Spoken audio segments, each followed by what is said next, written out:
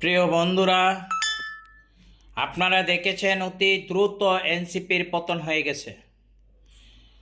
গতকাল 27 December NCP জারা বেগম নেত্রী যাদের শরীর গরম হতো নাসিরুদ্দিন পাটোয়ারি থেকে, হাসনাত আবদুল্লাহ থেকে, সারজিদ আলম থেকে, নাহিদ ইসলাম থেকে, তাদের কাছে থেকে শুধু গরম আর গরম করত। তাই আজ ওই ছেলেরা যার যার এলাকায় চলে গেছে নির্বাচন প্রচারণার জন্য। এই জন্য যারা তাহমিনা যারা পদত্যাগ করেছে, অত্যন্ত দুঃখের বিষয় হলো তার সাথে যে নেতা কর্মীরা ছিল তাদের এখন কি হবে। অনেকে বলতেছে ভাবি চলে গেছে আমাদের কাছ থেকে, আমরা এখন ভাবি কোথায় পাব।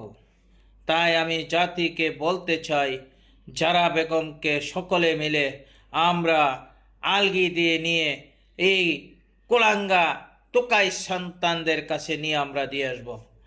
যাদের গাড়ি ভাড়া ছিল না, ভার্সিটি থেকে বের হয়ে তারা রিক্সা ভাড়া দিতে পারে নাই, ওই ছেলেরা আজ 100, 150, 200, 300 কোটি 400 কোটি টাকার মালিক হয়েছে।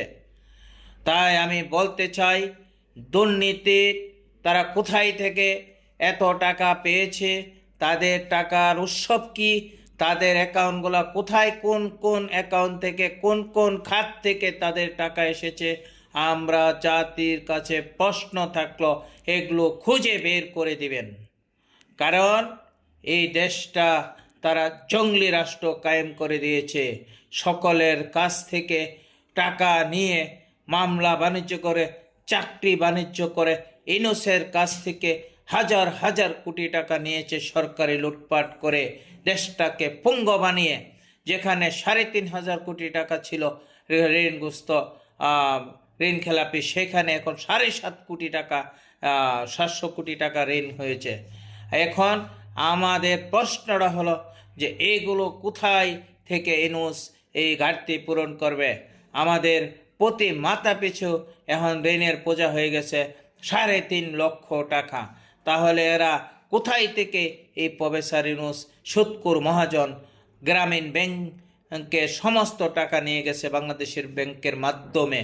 আমরা জাতির কাছে প্রশ্ন হলো এগুলো খুঁজে বের করে ইউনূস